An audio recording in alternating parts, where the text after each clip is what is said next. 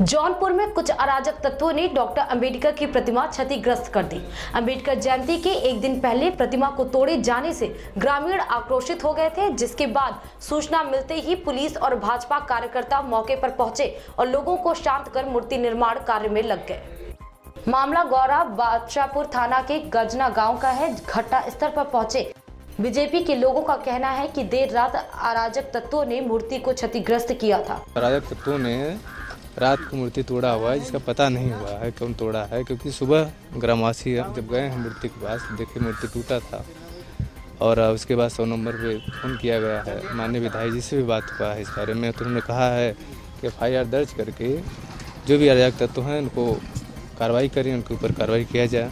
देखिए, आज सुबह सूचना मिली है कि थाना क्षेत्र गौरा में जो है एक अम्बेडकर प्रतिमा क्षतिग्रस्त की गई है। पुलिस ने इसका मरम्मत करा दिया है और मैं आप लोगों को जानकारी के लिए बताना चाहूँगा कि हर प्रतिमा पे ड्यूटी लगाई गई है। अब ये देखा जाएगा वहाँ किसकी ड्यूटी थी, लेकिन चूंकि प्रतिमा रिमोट में थी तो किसी ने शरारत किया है। ऐसी शरारत को कामयाब नहीं होने दिया जाएगा भविष्य में। सब लोग यहां अंबेडकर जयंती मनाने की तैयारी में जुटे थे, लेकिन एक दिन पहले मूर्ति तोड़ दी गई। पुलिस के मुताबिक मूर्ति को दोबारा स्थापित करके कार्यक्रम किया जाएगा। जौनपुर से विश्व प्रकाश श्रीवास्तव, प्राइम टीवी। देश को हिलाकर रखने वाली कठुआ और उन्नाव की घटनाओं की सारा देश निंदा कर रहा है। कन्नौज में भी समाजवादी पार्टी के नेताओं ने कैंडल जलाकर पीड़ितों के प्रति श्रद्धांजलि अर्पित की और पोस्टर दिखाकर अपना गुस्सा जाहिर किया। समाजवादी पार्टी के नेताओं का कहना है कि दोनों घटनाओं ने देश को शर्मसार किया है। कठुआ और उन्नाव की घटनाओं को लेकर सांसद प्रतिनिधि नवाब सिंह यादव ने तीव्रा विधानसभा पहुंचकर गांधी चौक पर कैंडल जलाकर पीड़ितों के प्रति श्रद्धांजलि अर्पित की। सपा नेताओं का साथ देते हुए महिला संगठन अंगूरी धाड़िया, प्रदेश अध्यक्ष ग्रीन संगठन महिलाओं सड़क पर चलकर हाथों में पकड़े पोस्टर दिखाकर अपना आक्रोश प्रकट किया। पोस्टरों में लिखा था, आसिफा के हत्यारों को फांसी दो, बलात्कारियों को फांसी दो। सिर्फ ये ढोंग रचते हैं। कानून तो समाजवादी पार्टी ने बनाए थे, चाहे 10-90 की बात करें, चाहे 100 नंबर की बात करें, चाहे महिलाओं के आगे बढ़ाने के लिए उनकी शिक्षा की बात करें। इन्होंने कौन सा कानून बनाया? आप देखते हैं, अगर कानून होता, और कानून बनाने से कुछ नहीं होता है, कानून को लागू करना। कानून लागू करो, कानून का लोगों पे असर हो, लोग माने। नवाब सिंह यादव ने कहा, राम राज्य लाने वाली सरकार ने राम राज्य तो नहीं लाए, लेकिन जंगल राज स्थापित कर दिया है। समाजवादी पार्टी नेताओं का मानना है कि बीजेपी शासन में बेटियां सुरक्षित नहीं हैं।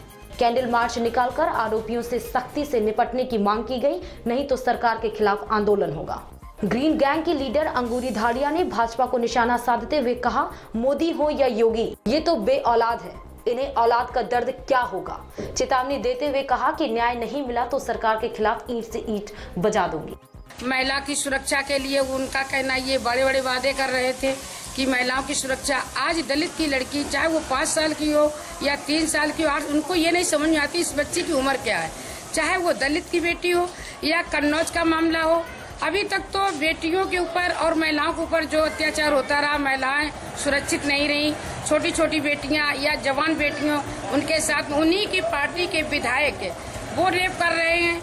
और जो भगवाधारी हैं वो मंदिर की बात करते हैं। जो मंदिर की बात करने वाला आज बेटियों का बलात्कार उसी मंदिर में भगवाधारी कर रहे हैं, जिसमें प्रशासन भी उनके साथ में है, जिसमें प्रशासन भी ये बात कहता है कि अभी मत मारो, मैं भी इसके साथ रेप करूंगा।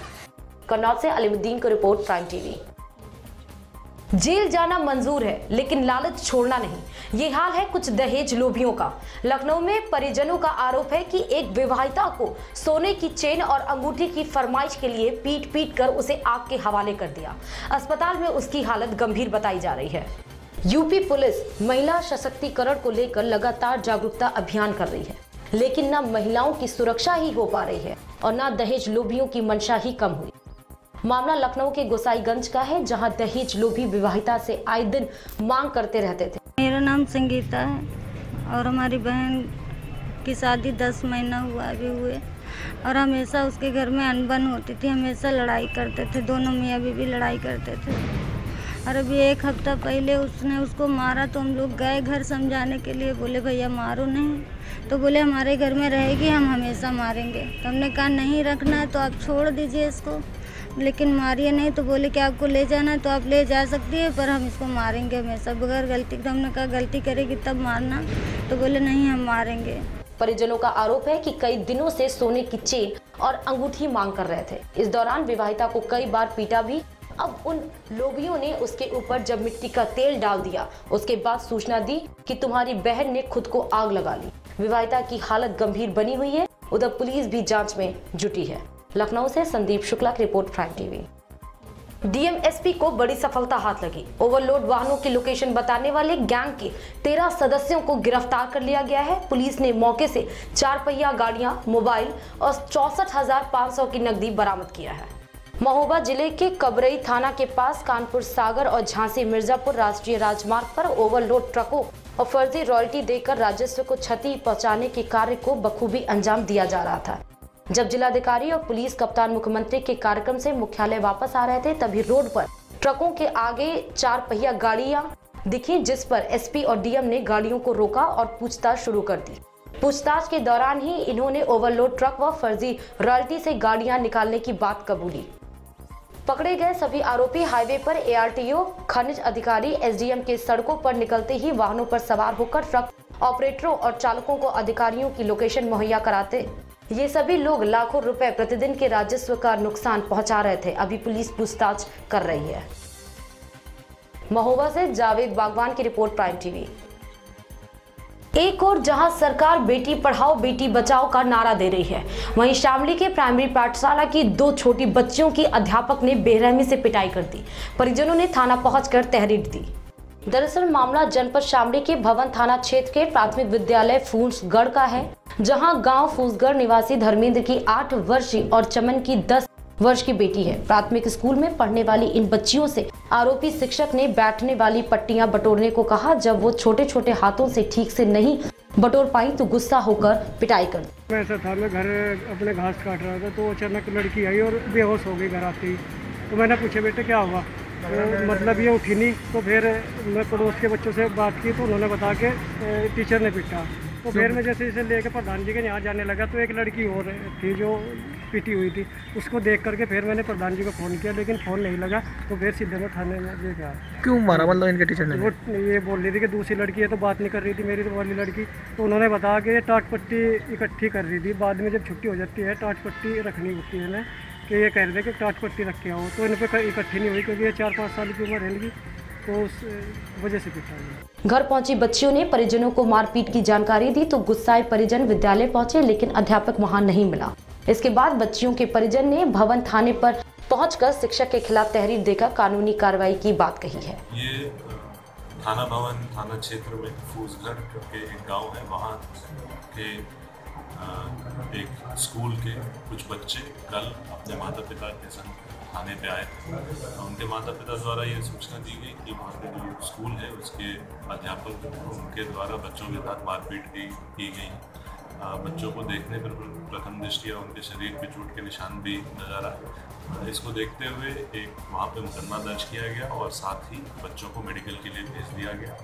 इस संबंध में हम एक रिपोर्ट डीएम साहब को भी भेज रहे हैं डीएसए के माध्यम से। शामली से पंकज मलिक की रिपोर्ट, प्राइम टीवी। सिद्धार्थनगर के एफसीआई के गोदाम में रिश्वत की शिकायत पर विधायक ने औचक निरीक्षण किया। इस दौरान गोदाम में कई गड़बड़ी नजर आई, जिसके बाद अधिकारियों को फटकार लगाई और कार्रवाई की बात कही। हिंदू युवा वाहिनी के प्रदेश प्रभारी व विधायक राघवेंद्र प्रताप सिंह ने डुमरियागंज के एफसीआई के गोदाम में औचक निरीक्षण किया। गोदाम पर कर्मचारियों द्वारा पैसे लेने की शिकायत पर विधायक ने निरीक्षण किया। शिकायत सही पाने पर उन्होंने गोदाम के कर्मचारियों को फटकार लगाई तथा उनकी शिकायत डीएम से की। जैसे हमको कुछ शिकायतें मिली थी कि सेंट्रल वेयर हाउस पे पैसा लिया जा रहा है जबकि लेबर कॉन्ट्रैक्ट का ठेका होता है। मैंने इसीलिए यहाँ पे देखा, यहाँ पे बहुत सारे लोगों से मुलाकात भी हुई। सही भी पाया गया है कि कुछ अराजकता अनियमितता केंद्र पर है। मैंने आपके सामने भी डीएम से बात किया, एसडीएम से बात किया। वो लोग अभी किसी अधिकारियों को भेज रहे हैं। पीसीएफ वालों से भी मैंने बात किया है। ये अराजकता अनियमितता दूर होनी चाहिए। हमारी सरकार की मंशा किसानों की सुविधा के लिए है और किसानों की तो सुविधा तब अच्छी मिलेगी जब क्रय केंद्र की व्यवस्था अच्छी रहेगी। डीएम से गोदाम पर फैली अराजकता को दूर करने तथा दोषी लोगों के खिलाफ एफआईआर दर्ज कराने की बात कही है। सिद्धार्थनगर से लखन त्रिपाठी की रिपोर्ट, प्राइम टीवी।